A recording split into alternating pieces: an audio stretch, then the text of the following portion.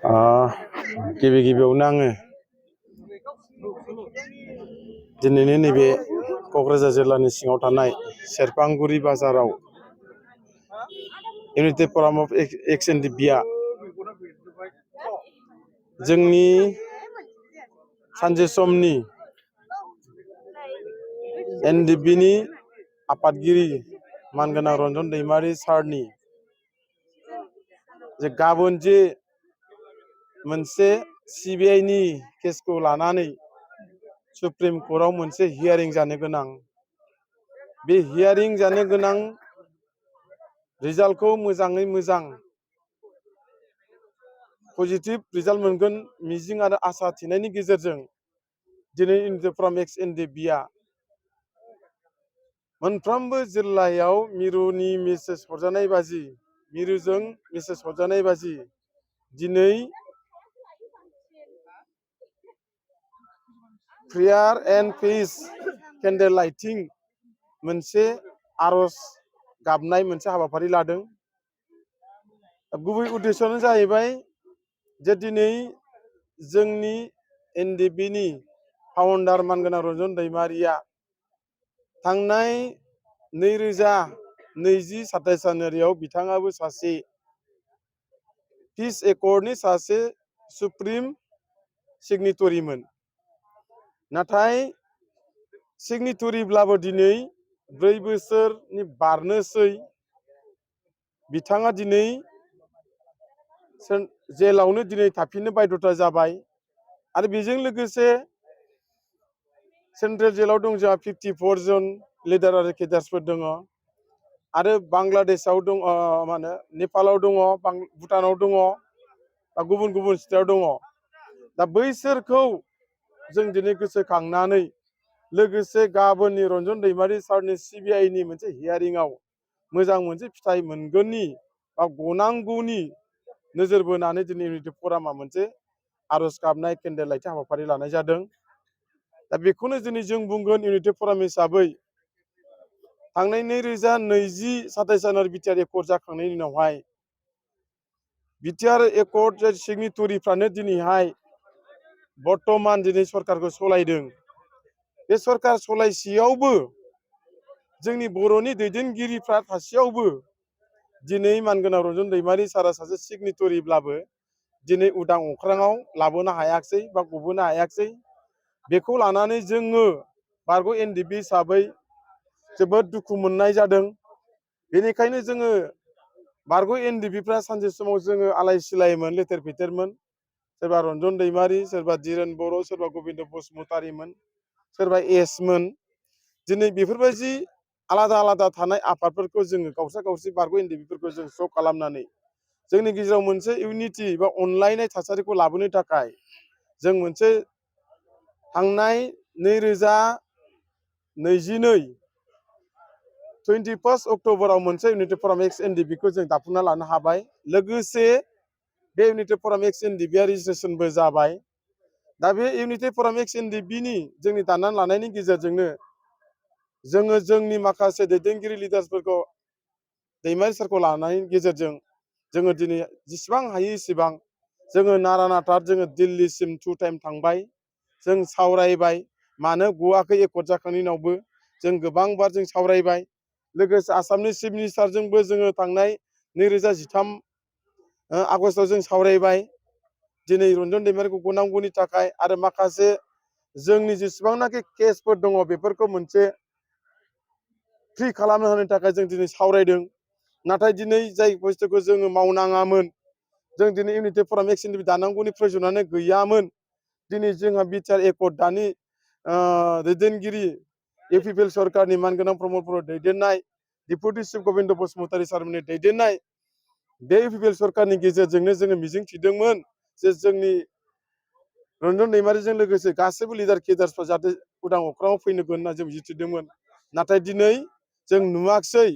दिनै बेखिनि नुयैनि थाखाय जों दुखुजों जों दिनै उपाय गैया, जों खौसे जानानै दिनै जों जि हायो भारत सरकार, आसाम सरकारजों आरो बिटिआर सरकारजों जों दिनै नाजाथाबनानैबो जों एब्रे सोमनानैबाबो दिनै जोङो आपिल खालामदों। आरो गासैबो एनडिपिनि समयसाफोरखौ दिनैहाय 4 बोसोरनि उनावबो दिनै 10% बा 5% दिनै क्ल'जआव लिरनाय दिनै दफाफोरखौ दिनै मावफुङाखै।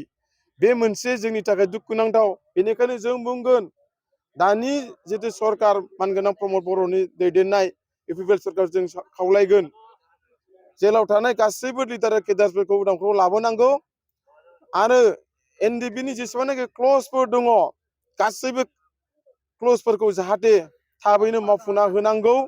बेखिनिखौ दिनै जोङो नैबे मानगोनां रन्जन दैमारिनि गाबोननि 15 मार्चआव 2024 बे डेटआवहाय जानो गोनां हियारिंनि गेजेरजों हियारिंनि केन्डेल लाइटिं आर'ज गाबनायनि गेजेरजों दिनै जों सरकारनो बेखिनि मेसेजखौ जों हरबाय जाहाथे अननानै गुबुन जाथि दैदेनगिरि नङा गुबुन हारिनि सासे दैदेनगिरि नङा गावनिनो हारि गावनिनो जाथिनि सासे गोबाव सम आखायाव लाना हाथियार नांनाय सासे सेक्रिफाइस खालामनाय दैदेनगिरि बेखौ जुदि बिदा फंबाय गावनि भाइ बागि न'खरनि फेमिलि साननानै प्रमद बर' बिथाङा बा बर'नि दैदेनगिरिफ्रा सरकाराव थानाय दैदेनगिरिफ्रा थाबैनो बे बोसोरावनो जाहाथे जों जुदि लाबोनो हायो बेखौ जों दिनै इउनाइटेड फराम एक्स एनडिबिनिफ्राय जोङो दिनै गुरैयै जों खावलायनो थाबाय।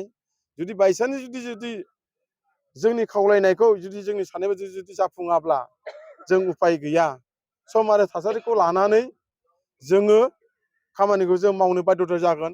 बे खामानि मावनो थांनायाव जाहाथे दानि जुदि सरकारा जोंखौ बिनि थाखाय दाय होआ बेखौ दिनै जोङो स्पष्ट खालामखाबाय आरो उन समावहाय मिजिंथिदों बर' रायजो राजाफ्राबो बर'नि इन्टेलेक्सुयेलफ्राबो बर'नि दैदेनगिरि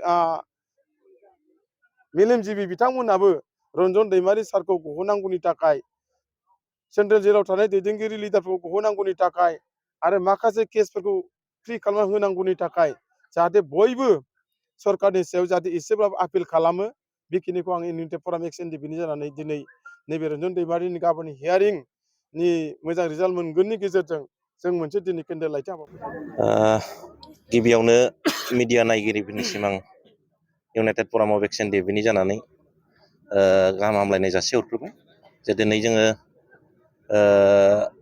मोनसे हाबाफारि लादों जे गाबोननि जे 15 मार्च 2024 बेवहाय सिबिआइनि मोनसे सुप्रिम कर्टआव हियारिं जागोन आरो बे हियारिंआव जोंनि गासै बेवहाय रन्जन दैमारि सारजों लोगोसे माखासे लिडार केडार्सफ्रा दिनै सिबिआइनि बे सुप्रिम कर्टआव जे हियारिं जागोन बेवहाय मोनसे पजिटिभ रिजाल्ट मोनगोन आसा खालामनानै जोङो इउनाइटेड फराम अफ एक्स एनडिबिआ दिनै क'क्राझार जिल्लानि सिङाव थानाय नैबे सेरफांगुरि माइ बाजारनि सिङाव मोनसे केन्डेल लाइटिं हाबाफारि लादों आरो आफा आनान गसाइनाव जे गाबोननि जे हियारिंआ मोनसे मोजां मोनसे रिजाल्ट फैनायनि थाखाय जों आफा आनान गसाइनाव जोङो दिनै बोर बिदों केन्डेल लाइटिं खालामनायनि गेजेरजों। दा गासै बेवहाय जोंनि इउनाइटेड फराम अफ एक्स एनडिबिनि मिरुनि गासै दैदेनगिरिफ्रा बाहागो लादों आरो जिल्लानि गासै दैदेनगिरिफ्रा बाहाय बाहागो लादों आरो जोंनि साब डिभिजननि गासै दैदेनगिरिफ्रा बाहाय बाहागो लादों आरो ओनसोलनि साननो हनो गोरों मेलेमजिबि बिथांमोनाबो दिनै जोंनि बे आर'ज गाबनाय हाबाफारियाव दिनै बाहागो लादों जाहाथे गाबोननि रिजाल्टआ मोजाङै मोजां मोनसे पजिटिभ मोनसे फैयो बेखौ आसा आरो मिजिं थिनानै दा बेखिनियानो दिनैनि हाबाफारिया। गेजेराव 1 दानल'सै एमपि बिसायख'थिया नाथाय गुबुन गुबुन राजखान्थि दोलोआ गावबागाव बिजाथिखौ फोसावबाय एक्स एनडिबिफोर हिसाबै मा हामलायथियाव नोंथां सार?